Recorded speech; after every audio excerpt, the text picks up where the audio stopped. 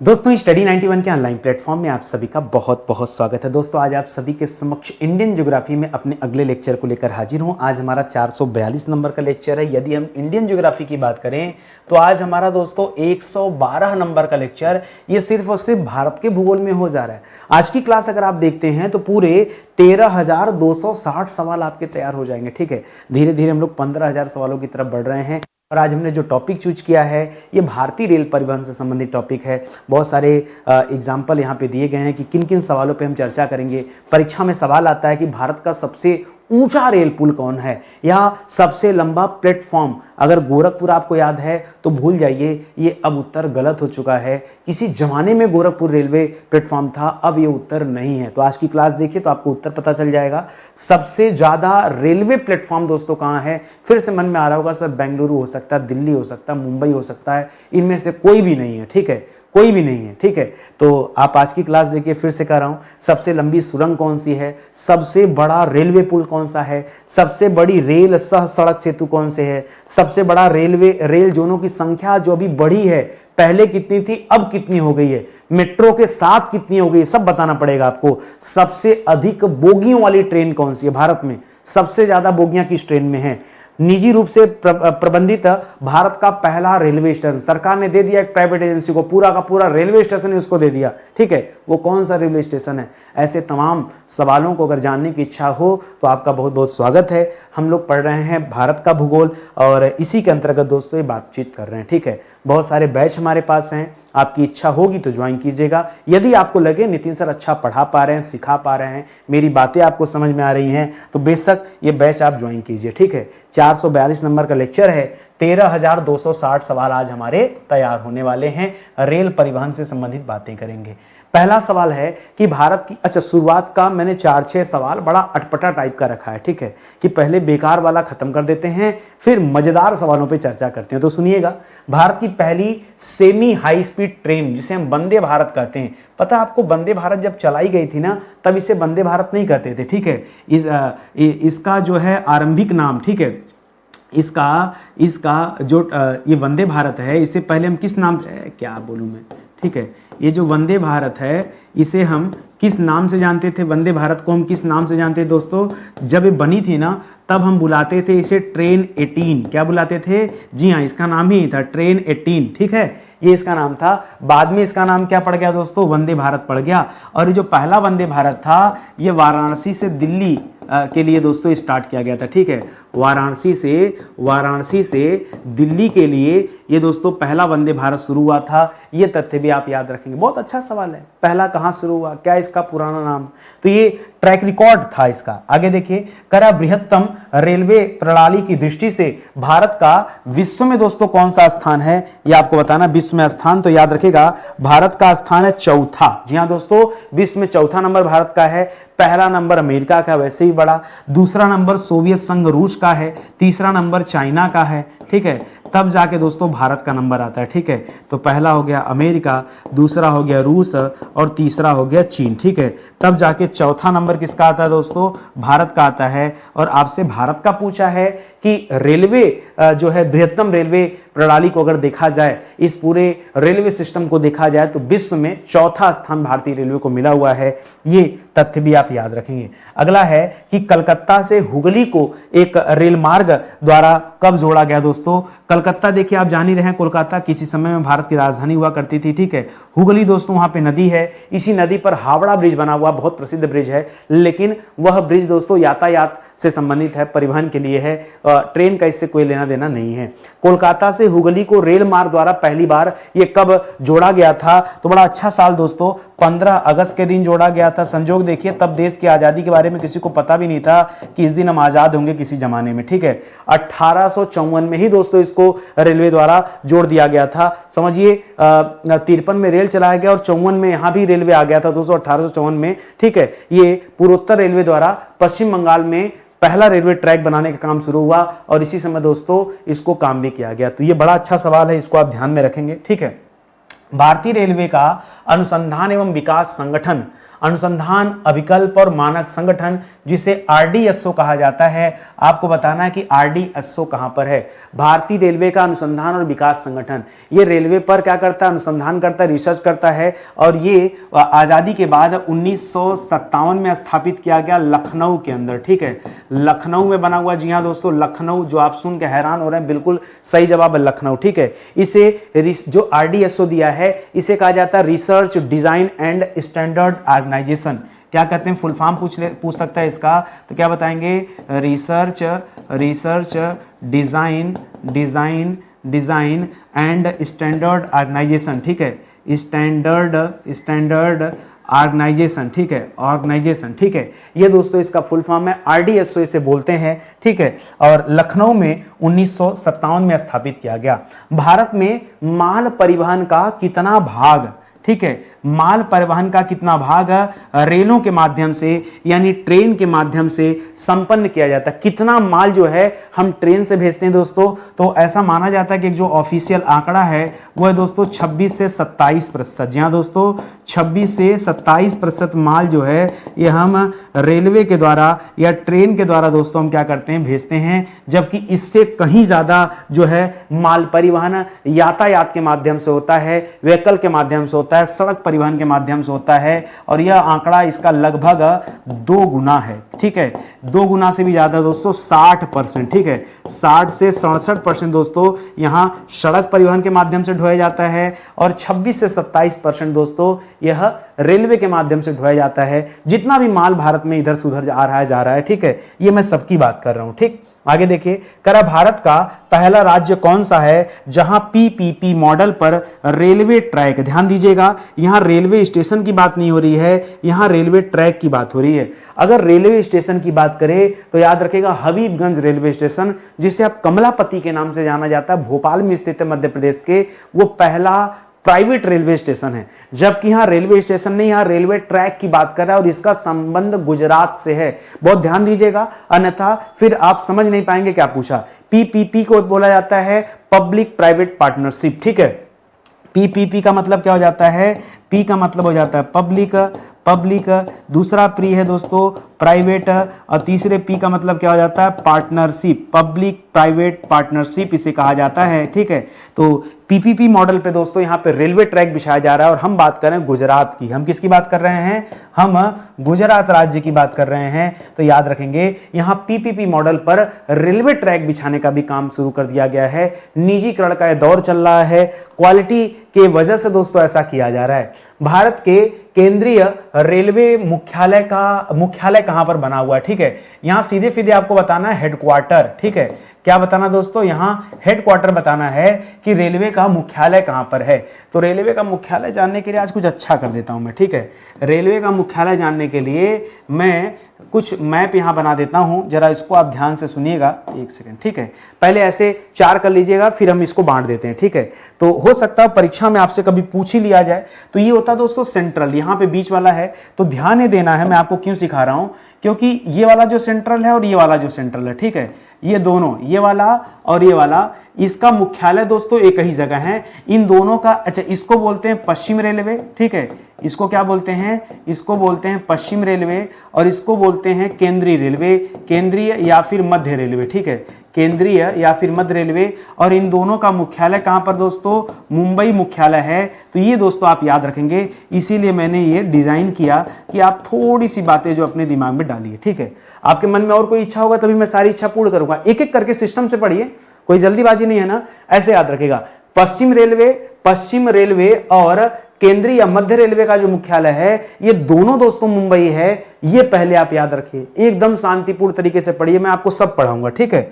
चलिए और आगे बढ़ते हैं। करा कि भारत का पहला रेल खंड कौन सा है, भारत का पहला रेल खंड कौन सा है जिस पर CNG रेलवे दोस्तों शुरू किया गया। CNG रेल सेवा दोस्तों स्टार्ट हुई। अभी तक CNG गाड़ी सुने थे, अब पहली बार हम CNG रेलवे की बात कर रहे हैं। ये चलाया गया दोस्तों RRR, ठीक है। तो याद रखेगा यहां RRR आप याद रखेगा, RRR। ये तो सर पिक्चर हो गया, हाँ तो सुनिए ना, R मतलब रेवाड़ी, ठीक है, आर मतलब रेवाड़ी, रेवाड़ी से दूसरे आर का मतलब रोहतक तक, ठीक है, रोहतक तक, और तीसरे आल का मतलब रेल चलाया गया, ठीक है, रेल चलाया गया, ठीक है, रेल चलाया गया। तो सीएनजी जो लिखा है दोस्तों, इस सीएनजी का संबंध किससे दोस्तों, इस सीएनजी का संबंध ट्रिपल आर से है। इस तरह से इस बात को याद रखेंगे, नहीं तो आप भूल भी सकते हैं। ट्रिपल आर याद रखेंगे। और इसे मोदी सरकार में दोस्तों पहली बार स्टार्ट किया गया था 2015 में। 2015 में यह सीएनजी रेल सेवा दोस्तों शुरू हुआ था। हो सकता है किसी बच्चों के समझ में आए कि लगता है अभी कल परसों शुरू हुआ, ऐसा नहीं है, ठीक है। 2015 में शुरू हुआ, कितने साल बीत चुके, 10 साल बीत चुके, ठीक है। तो आज आपको जो है याद आ रहा है इसके बारे में। आगे देखिए, करा भारत में प्रथम सौर ऊर्जा युक्त, क्या बात कर रहे हैं, जी हाँ, भारत का पहला सौर ऊर्जा युक्त डिब्बों वाली ट्रेन का संचालन यह किन स्थानों के मध्य दोस्तों स्टार्ट किया गया। डिब्बों के ऊपर दोस्तों सोलर पैनल लगा दिया गया, उसी से दोस्तों चार्ज होकर दोस्तों इलेक्ट्रिसिटी सप्लाई हो रहा है यहाँ पे। तो दिल्ली में एक जगह है सराय रोहिल्ला, ठीक है, तो लिखिएगा दिल्ली के सराय रोहिल्ला, ठीक है, नाम सुना होगा ना जो दिल्ली में होंगे, ठीक है, उनको पता होगा इसके बारे में। तो दिल्ली में सराय रोहिल्ला से हरियाणा के फारूक नगर तक दोस्तों इसे स्टार्ट किया गया। हरियाणा के फारूक नगर कम दूरी के लिए चलाया गया, ठीक है। ये सोलर वाली ट्रेन दोस्तों कम दूरी के लिए चलाया गया, और यह भी दोस्तों जुलाई में ही चला दिया गया था। जुलाई 2014, मई में मोदी सरकार बनी थी और जुलाई 2014 में यह दोस्तों ट्रेन चलाई गई, जो सौर ऊर्जा युक्त डिब्बों वाली ट्रेन थी, ठीक है। नजदीकी में इसलिए चलाया गया दोस्तों, रात में तो दोस्तों चार्ज नहीं होगा, इस वजह से दिक्कत होगी, तो नजदीक तक चलाया गया। दिल्ली से हरियाणा वैसे ही बहुत ज्यादा दूर नहीं, लेकिन यह दोस्तों एक स्टार्ट किया गया। लगभग 8 डिब्बों के ऊपर 16 जो है दोगुना की संख्या में 8 डिब्बों के ऊपर कुल 16 सोलर पैनल दोस्तों लगाए गए थे, तब दोस्तों इनका संचालन हुआ था। तो इसे भी जो है आप याद रखने की कोशिश करेंगे। देखिए ऐसे ही तो हम लोग पढ़ते हैं, जैसे आज पढ़ रहे हैं ना, ऐसे ही दोस्तों हम लोग हमेशा पढ़ते रहते हैं, ठीक है। आगे देखिए, करा भारत में सर्वप्रथम वातानुकूलित double decker train. Double decker मतलब समझते हैं ना, जैसे बस नहीं आती डबल डेकर, ऊपर नीचे दोनों होता है, उसी तरह ट्रेन में भी डबल डेकर होता है, 2 तल्लिया। जैसे किसी का घर 2 मंजिला होता है, इसी तरह पूरा का पूरा ट्रेन ही 2 मंजिला होता है। तो सर्वप्रथम वातानुकूलित एसी डबल डेकर जो ट्रेन है, ये कहां चलाई गई थी, तो इसके 2 उत्तर हैं। कुछ जगह पे मिलता है दोस्तों कि अक्टूबर 2011 में हावड़ा से धनबाद के मध्य, ठीक है, कहां से, हावड़ा से धनबाद, ठीक है, धनबाद। हावड़ा कहां स्थित दोस्तों, हावड़ा स्थित है पश्चिम बंगाल में, धनबाद स्थित है झारखंड में, ठीक है। तो हावड़ा से धनबाद के बीच में दोस्तों ट्रेन चलाया गया अक्टूबर 2011 में। और कई जगह पे इसका एक उल्टा उत्तर मिलता है कि नहीं, सितंबर 2012 में, सितंबर वाला जाहिर सी बात है बाद में स्टार्ट हुआ, लेकिन फिर भी दोस्तों आंकड़ा परीक्षा में पूछता है कि सितंबर 2012 में मुंबई सेंट्रल जो वहां से अहमदाबाद के बीच में, जहां पे अब वो चलने वाली है, कौन सी ट्रेन चल रही भाई, अरे क्या नाम है जो उसके लिए भी ट्रैक बन रहा है, अहमदाबाद, मुंबई से अहमदाबाद, ठीक है, बहुत हाई स्पीड ट्रेन होगी, 500-700 किलोमीटर प्रति घंटे की स्पीड है उसकी, ठीक है। तो नाम नहीं आ रहा दिमाग में, ठीक है। तो मुंबई सेंट्रल से अहमदाबाद, ठीक है, मुंबई सेंट्रल से अहमदाबाद, ठीक है, अहमदाबाद के लिए दोस्तों यह चलाई गई है, ठीक है। तो ये 2 उत्तर निकलते हैं, मैं कह रहा हूं दोनों याद कर लो, ठीक है। ये आप दोनों याद कर लो, जहां टेंशन वाली बात होती है, मैं टेंशन में और टेंशन नहीं चाहता, सीधा दोनों उत्तर याद करो, ये आपके लिए ज्यादा बेहतर होगा, ठीक है। करा विश्व पर्यावरण दिवस, ठीक है, कब मनाया जाता है विश्व पर्यावरण दिवस, ये मनाया जाता है हर साल 5 जून को। कब मनाते हैं दोस्तों, हर साल 5 जून को विश्व पर्यावरण दिवस मनाते हैं। करा इस अवसर पर भारत के पर्यावरण और वन मंत्रालय के संयुक्त प्रयास से कौन सी ट्रेन दोस्तों स्टार्ट किया गया था इस पर्यावरण दिवस के अवसर पर, ठीक है। तो उसका नाम ही रख दिया गया साइंस एक्सप्रेस बायोडीजल ट्रेन, ठीक है, साइंस एक्सप्रेस के नाम से जाना जाता है इसे। किस नाम से जाना जाता है, साइंस एक्सप्रेस के नाम से इसे जाना जाता है। एक लाइन में याद रखेगा, science express biodiesel special train, ठीक है। यह बायोडीजल से चलती थी, यही तो इसकी खासियत थी, ठीक है, बायोडीजल बायोडीजल स्पेशल ट्रेन, ठीक है, बायोडीजल स्पेशल ट्रेन, ठीक है, ये दोस्तों स्टार्ट किया गया था, ठीक है। ये पर्यावरण से संबंधित ट्रेनें हैं। क्यों दोस्तों, जब तेल से नहीं चलती तो प्रदूषण नहीं होगा, प्रदूषण नहीं होगा तो बस पर्यावरण के लिए इससे अद्भुत क्या हो सकता है, ठीक है। तो इसे आप याद रखेंगे, ये साइंस एक्सप्रेस है, इसे ध्यान में रखेंगे। करा कोहरे से बचाव के लिए भारतीय रेलवे द्वारा दोस्तों किस यंत्र का विकास किया गया है? तो वैसे तो इस यंत्र का नाम है त्रिनेत्र। क्या नाम है दोस्तों? त्रिनेत्र इसका नाम है। और ये क्या करता है दोस्तों? घने कोहरे से या घने अंधेरे से रेलों को, पटरियों पे जो ट्रेनें चलती हैं उनको लड़ने से दोस्तों बचाता है। इसका नाम है त्रिनेत्र, ठीक है। एक और डिवाइस है दोस्तों, फाग पास डिवाइस उसको बोलते हैं, ठीक है, फाग पास डिवाइस, ठीक है। तो ये भी डिवाइस है दोस्तों, लेकिन ये छोटी डिवाइस है और इसके स्थान पर अगर आपको त्रिनेत्र ऑप्शन मिले तो ज्यादा बेहतर होगा, ठीक है, जिससे ये ट्रेनें बचाई जाती हैं। चलिए आगे बढ़ते हैं। करा समग्र रेल डिब्बा। समग्र रेल डिब्बा यह हिंदी नाम है इंटीग्रल कोच फैक्ट्री का। जी हाँ, कई बार आप सुनते होंगे इंटीग्रल कोच फैक्ट्री, और इंटीग्रल कोच फैक्ट्री का जो कारखाना है कहाँ स्थित है? तो दक्षिण भारत में चेन्नई में स्थित है। पहले लिखेगा तमिलनाडु, फिर लिखेगा चेन्नई, फिर लिखेगा पेराम्बूर। पता नहीं ऑप्शन में क्या दे दे, ठीक है। तमिलनाडु के चेन्नई में, तमिलनाडु के चेन्नई में और चेन्नई के पेराम्बूर में, ठीक है।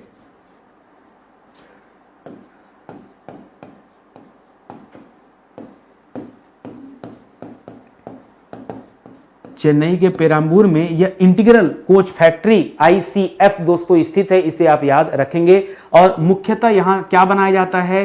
तो यह सवारी डिब्बा बनाया जाता है, ठीक है। क्या बनाया जाता है दोस्तों? सवारी डिब्बा कारखाना, ठीक है। यह क्या है? सवारी डिब्बा कारखाना, ठीक है। सवारी डिब्बा कारखाना समझते हैं ना? ट्रेन में दो सवारी डिब्बा लगा होता है दोस्तों, AC वगैरह के अलावा कुछ सवारी डिब्बे होते हैं, ठीक है। उसको बनाने का काम दोस्तों इस फैक्ट्री में चलता है, इस कारखाने में चलता है, इसे भी ध्यान दीजिएगा। करा केंद्रीय कर्मचारियों की कुल संख्या का लगभग कितना भाग दोस्तों यह भारतीय रेलवे में कार्यरत हैं? जैसे मान लीजिए कुल 100% लोग इस सेंट्रल गवर्नमेंट के अंतर्गत दोस्तों मान लीजिए एम्प्लॉय हैं, ठीक है। सेंट्रल गवर्नमेंट के अंतर्गत मान लीजिए कुल इंप्लाई की संख्या 100% है, तो इसमें से कितना परसेंट दोस्तों रेलवे में है? आपसे पूछ रहा है, ठीक है। कितना परसेंट दोस्तों रेलवे में है? तो कुल सेंट्रल के 40%, 40% लोग कहां है दोस्तों? इस रेलवे में हैं। और ये 40% लगभग 14 लाख कर्मचारियों के बराबर है। ये 40% कितना दोस्तों? लगभग 14 लाख। मोटी मोटा अगर ये पूछे कि रेलवे में कितने लोग काम करते हैं तो क्या बताएंगे? 14 लाख लोगों को रोजगार अकेले रेलवे दिए रखा है, ठीक है। और ये 14 लाख 40% के बराबर हैं, तो कुल 100% कितना है ये आप चेक कर सकते हैं, ठीक है। दोगुना कर देंगे तो 28 लाख हो जाएगा। 28 लाख जो है सेंट्रल गवर्नमेंट के एम्प्लॉय हो जाएंगे और 80 हो जाएगा, 40 दूना 80 हो जाएगा। और इसका आधा करके यानी 7 लाख और जोड़ देंगे तो 80 7 87 लाख हो जाएगा। मुंह से जोड़ दो यार, क्या मैथमेटिक्स में कलम उठाने की जरूरत क्या है? करा भारत में पूर्णतः निजी रूप से प्रबंधित पहला रेलवे स्टेशन कौन सा है? ठीक है, देखिए पहला PPP मॉडल पे हमने पीछे ट्रैक पढ़ा था, ठीक है। PPP जो ट्रैक था ये दोस्तों गुजरात में बनाया जा रहा है, ये अलग चीज है, ठीक है। इसको तो आप यहां रखिए। अभी दोस्तों यह प्राइवेट जो है रेलवे स्टेशन की बात कर रहा है, इसे पहले हबीबगंज के नाम से जाना जाता था। किस नाम से? हबीबगंज रेलवे स्टेशन के नाम से जाना जाता था। इसका नाम दोस्तों बदल दिया गया। अच्छा, ये रेलवे स्टेशन कहां पे है दोस्तों? भोपाल में है। भोपाल कहां है दोस्तों? आपके मध्य प्रदेश में है, ठीक है। अब इसका नाम दोस्तों चेंज कर दिया गया, चेंज करके रख दिया गया रानी कमलापति स्टेशन, ठीक है। रानी कमलापति रेलवे स्टेशन, ठीक है। रानी कमलापति रेलवे स्टेशन इसका नाम जो है कर दिया गया, ठीक है। तो इस तरह से इसे भी याद रखेंगे। हबीबगंज से अब इसका नाम बदल करके रानी कमलापति हो गया और यह भारत का पहला प्राइवेट रेलवे स्टेशन है। इस तथ्य को भी आपको याद रखना है, ठीक है। ध्यान दीजिएगा दोस्तों, हमने इस तरह से बहुत सारी जो आज आप पढ़ रहे हैं कि भाई हम 412 नंबर की क्लास ले रहे हैं, तो कैसे पहुंचे 412 पे, ये सफर कैसे हुआ, जरा इसके बारे में हम चर्चा कर लेते हैं।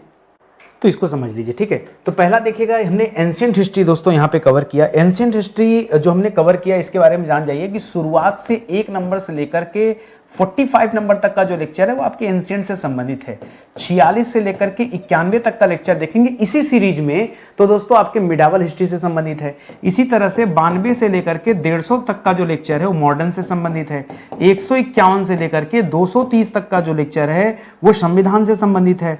231 से लेकर के 330 में पूरे 100 लेक्चर में मैंने आपको विश्व का भूगोल भी पढ़ा दिया, और फिर 431 नंबर से हमने पढ़ना शुरू किया इंडियन ज्योग्राफी, जो कि आज हम 442 पे पहुंच चुके हैं। ठीक है, अपने 112 नंबर पे लेक्चर पे आ चुके हैं, लेकिन अभी भी ये ज्योग्राफी समाप्त नहीं हुई, अभी भी ये चल रही है। मेरा कोई टारगेट नहीं होता कि कौन सा विषय मुझे कितने लेक्चर में पढ़ा देना है, उद्देश्य होता है कि कहीं कोई टॉपिक न छूट जाए। और स्टडी 91 एकमात्र ऐसा प्लेटफॉर्म है जहां पर सीक्वेंस में चीजें पढ़ाई जाती हैं, दौड़ भाग कर नहीं कि आज ये पढ़ लो कल वो पढ़ लो। ऐसे पढ़ोगे तो कभी भी कोई भी विषय कंप्लीट होने वाला नहीं है। बेहतर यही है कि आप सिस्टम से पढ़ लीजिए। चलिए आगे देखिए, एक सवाल मैं आपसे पूछ रहा हूं कि बताइए रेलवे स्टाफ कॉलेज कहां पर स्थित है। जी हाँ दोस्तों, रेलवे, पीछे आपने RDSO के बारे में पढ़ा था। ठीक है, RDSO की स्थापना मैंने आपको बताया कि 1957 में लखनऊ में किया गया था। RDSO की स्थापना कहां हुई थी? लखनऊ में। यह एक तरह का रिसर्च सेंटर है। क्या है दोस्तों? यह क्या है? यह एक तरह का रिसर्च सेंटर है। क्या है? रेलवे से संबंधित एक रिसर्च सेंटर है, यह आप याद रखेंगे। लेकिन अभी आपसे रेलवे स्टाफ कॉलेज के बारे में पूछ रहा है कि रेलवे स्टाफ कॉलेज कहां पर स्थित है, तो याद रखिएगा यह आपके बड़ोदरा में स्थित है। बड़ोदरा कहां दोस्तों? ये आपके गुजरात में स्थित है। और याद रखिएगा जो पीपीपी मॉडल पर दोस्तों, पीपीपी मॉडल पर जो रेलवे ट्रैक बनाया जा रहा है, वो भी दोस्तों गुजरात में ही बन रहा है। ठीक है, रेलवे ट्रैक, इसका संबंध भी दोस्तों किससे है? गुजरात राज्य से है। तो इस तरह इसे बार बार पढ़ने से चीजें आपको याद हो जाएंगी। ठीक है, और आगे बढ़ जाइए दोस्तों। अगला सवाल दे रहा है कि भारत में सबसे अधिक बोगियों वाली दोस्तों ट्रेन कौन सी है? सबसे अधिक बोगियों वाली ट्रेन दोस्तों भारत में कौन सी है? तो यहां पर दोस्तों याद रखिएगा, यहां पे दो चीजें हो सकती हैं, या तो मालगाड़ी के संदर्भ में आपसे पूछ सकता है, या सवारी गाड़ी के संदर्भ में आपसे पूछ सकता है। ठीक है, मालगाड़ी या फिर सवारी गाड़ी जो पैसेंजर ढोती है। मालगाड़ी की बात करेगा तो आप बताएगा नाग वासुकी। क्या बताएंगे? नाग वासुकी, ये सबसे लंबी ट्रेन है। और यदि सवारी गाड़ी की बात करेगा तो प्रयागराज एक्सप्रेस की बात करेंगे। ठीक है, प्रयागराज एक्सप्रेस की बात करेंगे। ये प्रयागराज एक्सप्रेस जो है दोस्तों, ये प्रयागराज से दिल्ली के बीच में चलती है। ठीक है, प्रयागराज से दिल्ली के बीच में चलती है। और आपको ये लग रहा होगा कि सवारी गाड़ी में सर कितना बोगी लग गया कि इसका नाम आ गया, तो याद रखेंगे ज्यादा नहीं, 24 कोच लगे हैं। आज तक इतना कोच दोस्तों किसी भी गाड़ी में नहीं लगा हुआ, इसीलिए इसी का नाम नंबर 1 पर है। जबकि नागवासुकी में 295 डिब्बे लगे हुए थे। ठीक है, मालगाड़ी के 295 डिब्बे लगे हुए थे, प्लस दोस्तों इसको एक इंजन नहीं, इसको 6 इंजन मिलके खींचती है, तब दोस्तों ये चलती है मालगाड़ी। ठीक है, ये सबसे लंबी भारत की मालगाड़ी है, नागवासुकी इसका नाम है, तो इसको भी थोड़ा सा याद रखेंगे। तो बोगियों के मामले में दो बातें हैं इंपॉर्टेंट, इसको समझिएगा। अगला सवाल है कि किसी रेलवे लाइन की दोनों समानांतर पटरियों के बीच की भीतरी जो दूरी होती है उसके माप को क्या कहते हैं? इसको रेल गेज कहा जाता है। क्या कहते हैं? इसको रेल गेज कहा जाता है। ठीक है, रेल गेज। पहले छोटी और बड़ी दो तरह की पटरियां होती थी, अब तो केवल बड़ी पटरियां चलती है, रेल गेज। ठीक है, और इसका आंकड़ा आपसे पूछता है ना, तो देखिए एकदम फिक्स बना, कभी कभी mm में पूछ देता है, कभी कभी फीट में पूछ देता है, कुछ में ऐसे दे देगा। तो mm पूछेगा तो बताइएगा 1435 mm। ठीक है, मिलीमीटर। ठीक है, याद रखेंगे, मिलीमीटर में पूछेगा तो ये। अगर फीट में ही आंकड़ा पूछता है तो 4 फीट 8.5 इंच बताइएगा। कितना? 4 फीट 8.5 इंच, एकदम इंच। ठीक है, इंच। ठीक है, 4 फीट 8.5 इंच, ये एकदम एग्जैक्ट बताएगा, 8 नहीं बोल दीजिएगा, 1 इंच भी मायने रखता है। 4 फीट 8.5 इंच याद रखेंगे। ये दोस्तों इसकी दूरी है, या तो 1435 mm बोलिए या फिर ऐसे। तो इस तरह से आप इस तथ्य को याद रखेंगे। इतना डिटेल में तो नहीं आ सकता है, लेकिन आप फिर भी याद किए रहिए, ज्यादा सही है। छत्रपति शिवाजी टर्मिनस। ठीक है, टर्मिनल नहीं, टर्मिनस कर लीजिए। ठीक है, टर्मिनस स्टेशन से करमाली गोवा स्टेशन के बीच भारत की पहली उच्च गति की वातानुकूलित ट्रेन दोस्तों कौन सी है? ठीक है, याद रखेगा, पहली उच्च गति वाली ट्रेन है जो मुंबई से गोवा तक जा रही, गोवा के करमाली तक जा रही दोस्तों। इसका नाम रखा गया तेजस एक्सप्रेस। क्या नाम है? तेजस एक्सप्रेस। आपने नाम भी सुना होगा। यह तेजस एक्सप्रेस मुंबई से गोवा के बीच में चलती है। इसे 2017 में शुरू किया गया था। ठीक है, कब? इसे मई 2017 में दोस्तों शुरू किया गया था। ये आप याद रखेंगे, तेजस ट्रेन। वंदे भारत बाद में आया, 2018 के आसपास स्टार्ट हुआ। ट्रेन 18 उसी लिए नाम दिया गया। करा वर्तमान में भारत में रेलवे जोन की दोस्तों कुल संख्या कितनी है ये आपको बताना है। तो पहले दोस्तों रेलवे जोन कितने थे ये समझिएगा। पहले रेलवे जोन कितने थे दोस्तों? तो पहले रेलवे जोन की संख्या कितनी थी? 17 थी। ठीक है, पहले रेलवे जोन की संख्या 17 थी। एक नया जोन बन गया, जिसकी वजह से अब संख्या कितनी है दोस्तों? तो अब संख्या है 18। ठीक है, अब इसकी संख्या कितनी हो गई? 18। जो नया वाला जोन आया दोस्तों, ठीक है, उस नए जोन, ये नया जोन वही विशाखापट्टनम के पास बना है, उसको याद रखेंगे। 18 हो गया। यदि मेट्रो वाला जोन को शामिल कर लिया जाए, मेट्रो रेलवे जोन, ठीक है, मेट्रो जोन को शामिल कर लिया जाए, तब दोस्तों इसकी संख्या कितनी हो जाएगी? 19 हो जाएगी। ठीक है, 19 हो जाएगी। प्लस दोस्तों डिवीजन कितने हैं? तो वर्तमान में कुल 17 डिवीजन है। कितने हैं दोस्तों? 17 डिवीजन है। डिवीजन कितने हैं? 17। और मेट्रो को जोड़ करके टोटल जोन 19 हैं, बिना मेट्रो के 18 हैं। ये 3-4 अलग अलग आंकड़े हैं, इनको आप याद रखेंगे, भूलना नहीं है इसको। ठीक, आगे बढ़िए। कर हाल ही में नए रेलवे जोन की स्थापना ये कहां पे किया गया? तो जो 18वां एक नया रेलवे जोन बना वो कहां बना है? विशाखापट्टनम। सीधा फीधा याद रखिए, विशाखापट्टनम। ठीक है, विशाखापट्टनम कहां पर है दोस्तों? विशाखापट्टनम। तो याद रखेगा, सीधा सीधा आंध्र प्रदेश आप याद रख सकते हैं। ठीक है, आंध्र प्रदेश के विशाखापट्टनम में ये 18वां रेलवे जोन है दोस्तों। इसको आप याद रखेंगे, एक नया डिवीजन के रूप में भी आया है। ठीक है, जोन के रूप में भी है, तो इसे आप ध्यान में रखेंगे। आगे बढ़िए। करा भारतीय रेलवे का कौन सा जोन सभी मानव रहित रेलवे क्रॉसिंग को खत्म करने वाला भारत का पहला जोन बन गया? जी हां दोस्तों, वहां कोई भी ऐसी रेलवे क्रॉसिंग नहीं है जहां पर जो मानव रहित हो। मानव रहित का मतलब क्या है? ट्रेन गुजरता है तो फाटक बंद होता है, लेकिन पहले फाटक नहीं लगा हुआ करता था। ठीक है, लोग उस दौरान दोस्तों ट्रेन आती थी, एक्सीडेंट बहुत ज्यादा होता था, तो क्रॉसिंग लग गया। तो कौन सा ऐसा जोन है जहां पर एक भी ऐसा नहीं जो मानव रहित क्रॉसिंग हो, यह बताना है। तो याद रखेगा, यहां हम बात करेंगे पश्चिम मध्य रेलवे की। ठीक है, पश्चिम मध्य रेलवे। और पश्चिम मध्य रेलवे दोस्तों कहां पर है? ये आपके जबलपुर में स्थित है। मध्य रेलवे कहां पर? जबलपुर में। तो इस तरह से आप इसे भी याद रखेंगे। मैं चाहता हूं कि क्यों ना एक बार हम जोन वाइज यहां पर एक आंकड़ा आपको दे दें, बड़ा अच्छा सा। ठीक है, ताकि आपको भविष्य में कभी कोई भी दिक्कत जो है ना हो। ठीक है, बहुत ध्यान से सुनिएगा। इसको दूर ले चलते हैं, बहुत दूर, इसको भी दूर ले चलते हैं और इसको भी दूर ले चलते हैं, क्योंकि बीच में भी और भी काम आएगा। ठीक, तो एक एक करके पढ़ लेते हैं। जो मैंने शुरू में बताया दोस्तों, ये मैंने बीच वाला और इसको, ये मैंने दोनों मुंबई बताया था। ठीक है, तो एक बार लिख लेते हैं यहाँ पे दोस्तों, सीधा फीधा याद रखिए, ये मुंबई है। जो बड़े बड़े महानगर हैं, ये मुंबई है, ये दिल्ली है। ठीक है, ये दिल्ली है। और इधर आपका कोलकाता हो गया। ठीक है, इधर आपका कोलकाता हो गया। इधर आपका नीचे जो है आपका बंगलुरु हो गया। ठीक है, बंगलुरु। इतना तो आपको आसान है। जैसे मैं कहूं दोस्तों, बीच वाला तो जान ही रहे, मध्य रेलवे का मुख्यालय दोस्तों कहां पर है? मध्य रेलवे का मुख्यालय कहां पर दोस्तों? तो इसको मैंने पीछे ही बताया था कि मुंबई, इसको आप याद रखेंगे। ठीक है, अब ध्यान दीजिएगा, मध्य रेलवे मुंबई हो गया, और पश्चिमी रेलवे मुंबई हो गया, पूर्वी रेलवे कोलकाता हो गया, उत्तरी रेलवे दिल्ली हो गया, दक्षिणी रेलवे बेंगलुरु हो गया। यहां तक कोई समस्या आपको? यहां तक कोई समस्या आपको नहीं ना? इसको याद रख लीजिएगा। बेंगलुरु क्या, यहां चेन्नई दे दीजिए, ज्यादा सही है। बेंगलुरु की जगह आप चेन्नई शब्द लिखिए। ठीक है, चेन्नई। ये इस तरह से दिल्ली, मुंबई, कोलकाता, चेन्नई, ये हो गया। अब इसी तरह से आप इधर देखिए, जब इधर जाएंगे तो मिलेगा आपको जयपुर। क्या मिलेगा दोस्तों?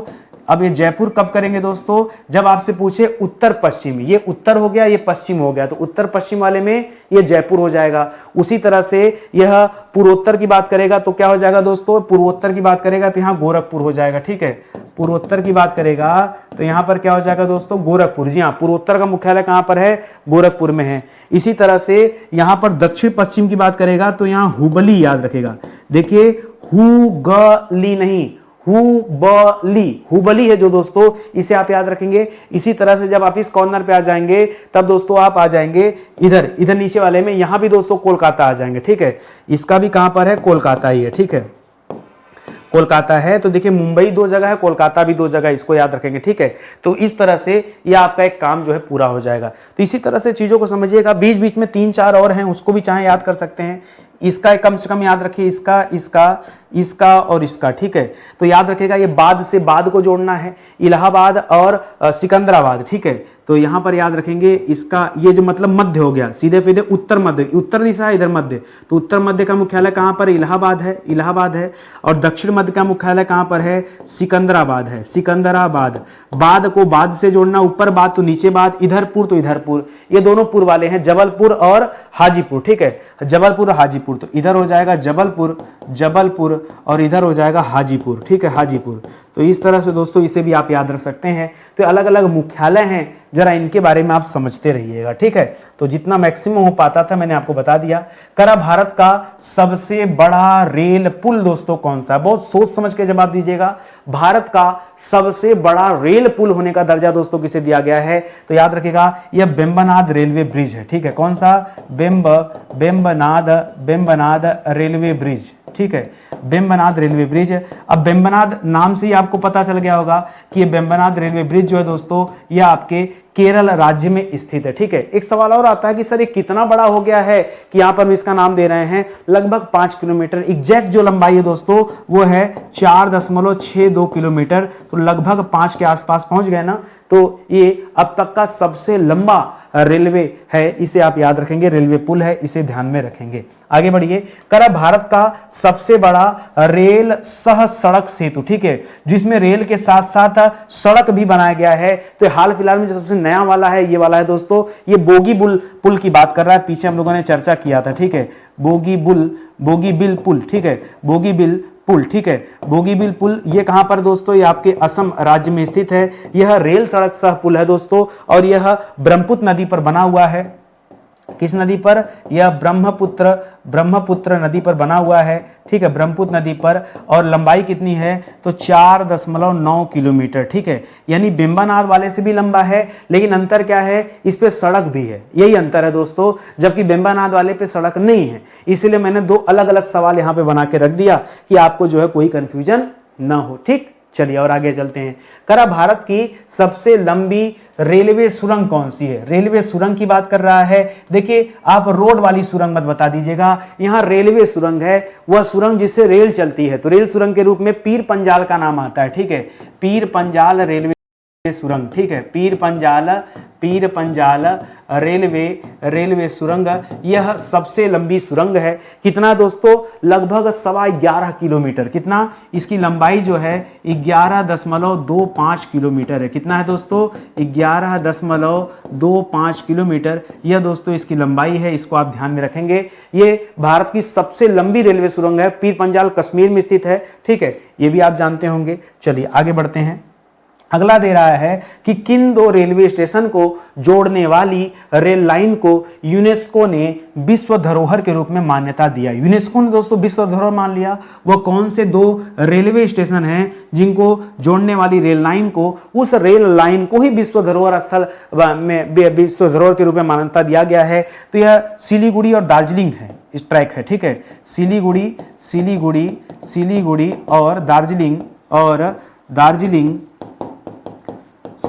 और दार्जिलिंग रेलवे लाइन जो है, रेलवे लाइन है, इसको दोस्तों यूनेस्को ने यह मान्यता दिया हुआ है। ये आप याद रखेंगे, बड़ी पुरानी लाइन है और आज नहीं, शायद 1999, टाइम नहीं लिखूंगा यहाँ पे, 1999 के आसपास दोस्तों इसे यूनेस्को ने धरोहर के रूप में मान्यता दिया था। तो ये आप याद रख सकते हैं। करा किन पर्वतीय रेलवे को यूनेस्को की विश्व धरोहर सूची में शामिल किया गया है। जी हाँ दोस्तों, ये बड़ी अच्छी बात है। एक तो कई आता है इसमें, एक तो दार्जिलिंग रेलवे आता है, हिमालयन रेलवे, ठीक है, दार्जिलिंग हिमालय रेलवे, ठीक है। दूसरा आता है नीलगिरी, ये सब पहाड़ी हैं, ठीक है, तो नाम भी सुना होगा। दार्जिलिंग दोस्तों पश्चिम बंगाल में है, जबकि नीलगिरी दोस्तों ये माउंट दोस्तों पर्वत जो है दक्षिण भारत में है। और एक कालका शिमला वो आपके हिमाचल में है, ठीक है, कालका शिमला, ठीक है, कालका शिमला, ये तीनों 3 जगह पे हैं, ठीक है, ये तीनों 3 जगह पे हैं, ठीक है। और तीनों ही दोस्तों पर्वतीय रेल का हिस्सा हैं, ठीक है, बहुत बड़े टूरिस्ट स्पॉट भी हैं। इस वजह से दोस्तों यूनेस्को ने इन्हें विश्व धरोहर सूची में जो है शामिल किया है। अगला सवाल, भारत का सबसे ऊंचा रेल पुल दोस्तों कौन सा है? कहा जाता है कि एफिल टावर से भी दोस्तों ऊंचा रेलवे पुल दोस्तों बना दिया गया है। इसका नाम है चिनाब रेलवे ब्रिज, ठीक है, चिनाब रेल ब्रिज जो है दोस्तों, ये इसका नाम है। चिनाब नदी के ऊपर दोस्तों यह जो है आर्क के आकार में बना हुआ है। 359 मीटर दोस्तों इसकी ऊंचाई है। परीक्षा में सवाल आ सकता है ऊंचाई कितनी है, तो क्या याद रखेंगे? 359 मीटर है, मीटर, फीट नहीं दोस्तों, यह ऊंचाई दोस्तों मीटर में है। और लंबाई भी कुछ कम नहीं दोस्तों, इसकी जो लंबाई है लगभग 1315 मीटर है। कितना? 1315 मीटर, ठीक है। 1.3 किलोमीटर की लंबाई है, ये आप याद रखेंगे। 1300 मीटर, 1000 मीटर का 1 किलोमीटर होता है, तो 1315 मीटर मतलब लगभग 1.3 किलोमीटर इसकी लंबाई है, इसको याद रखेंगे। ऊंचाई मायने रखता है।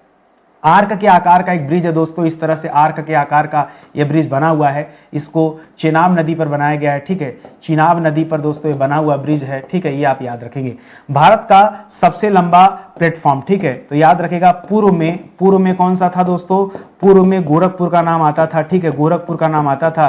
गोरखपुर का प्लेटफॉर्म दोस्तों 1.2 किलोमीटर किसी जमाने में था। अब इससे भी बड़ा एक प्लेटफॉर्म दोस्तों दक्षिण भारत में बन चुका है, हुबली रेलवे स्टेशन कर्नाटक, ठीक है। कौन सा? हुबली रेलवे स्टेशन जो है दोस्तों कर्नाटक में स्थित है। हुबली रेलवे स्टेशन ये कहां पर स्थित है दोस्तों? कर्नाटक में स्थित है। और इसका नाम भी दोस्तों हुबली रेलवे स्टेशन से अब चेंज कर दिया गया है, ठीक है। श्री सिद्धारूढ़ा स्वामी जी रेलवे स्टेशन के नाम से इसे जाना जाता है, ठीक है। क्या नाम है? श्री सिद्धारूढ़ा स्वामी रेलवे स्टेशन, ठीक है, स्वामी रेलवे स्टेशन के नाम से अब इसे जाना जाता है। नया नाम हो गया इसका, ठीक है, रेलवे स्टेशन का नाम जाना जाता है, ये है। और यहां पर दोस्तों ज्यादा नहीं 1366 मीटर का बना दिया गया, ठीक है। लंबाई जो है दोस्तों 1366 मीटर यह प्लेटफॉर्म की लंबाई है, जिसकी वजह से दोस्तों 1.2 वाला आंकड़ा चेंज हो गया। इनके पास 1200 मीटर था, यहाँ 1300 मीटर का बन गया, 1366 हो गया, ठीक है। तो इस तरह से आप याद रखेंगे, तो ये अच्छा सवाल हो गया। करा भारत में सबसे ज्यादा रेलवे प्लेटफॉर्म दोस्तों कहां पर है? सबसे ज्यादा रेलवे प्लेटफॉर्म दोस्तों यह है कलकत्ता में। कहां पर है दोस्तों? कलकत्ता, जी हाँ दोस्तों, कलकत्ता में सबसे ज्यादा रेलवे प्लेटफॉर्म है दोस्तों। कितना रेलवे प्लेटफॉर्म है कलकत्ता में? कहां पर दोस्तों? तो कलकत्ता में जो हावड़ा जंक्शन है, ठीक है, हावड़ा जंक्शन जो है उसकी बात हो रही है, पश्चिम बंगाल में। वहां पर कहा जाता है कुल 23 हैं। कितना दोस्तों? कुल 23 प्लेटफॉर्म दोस्तों यहाँ पे बने हुए हैं। मुंबई वगैरह में भी हैं, लेकिन 16, 18, 20, 22 तक हैं, 20 तक हैं, ठीक है, इतना ही। 18 है, 20 भी नहीं है।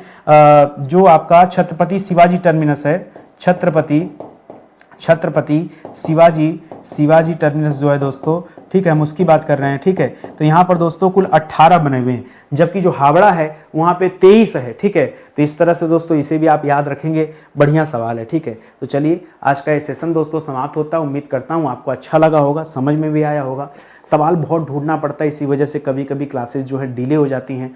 अब जब हम नए विषय की शुरुआत करेंगे तो थोड़ा रफ्तार में चलेंगे, ठीक है। अभी इस समय थोड़ा सा मैं समय नहीं निकाल पा रहा हूँ, फोकस जो है अन्य कोर्सेज पे ज़्यादा है। आपके लिए बहुत सारे कोर्सेज मैंने बनाए हैं और बहुत सारे नए कोर्सेज भी लॉन्च किए गए हैं, ये मैं चेंज कर नहीं पा रहा हूँ, टाइम नहीं मिल पा रहा है। तो एक बार आप आइए, विजिट कीजिए हमारे नए एप्लीकेशन, नए वेबसाइट स्टडी 91 ऑफिशियल से जुड़िए, वहीं पर सारी क्लासेस चल रही हैं, ठीक है। और भरोसा हो गया होगा नितिन सर के साथ हमको सीखने में अच्छा चीज़ें मिलती है, तो बेशक आपका स्वागत है। आप आइए हमारे पेड कोर्स को ज्वाइन कीजिए। संपूर्ण सामान्य अध्ययन वाली प्लेलिस्ट में आपको सारी क्लास मिल जाएगी। कहीं किसी तरह का डाउट है तो ये हमारा हेल्पलाइन नंबर है, हेल्पलाइन नंबर पे आप जो है संपर्क कीजिए, आपकी हर संभव सहायता की जाएगी। किसी कारणवश अगर फ़ोन नहीं उठता है तो आप हमें सिर्फ व्हाट्सएप पे मैसेज दे के छोड़ दीजिए, दोनों व्हाट्सएप नंबर भी इसी से है, ठीक है।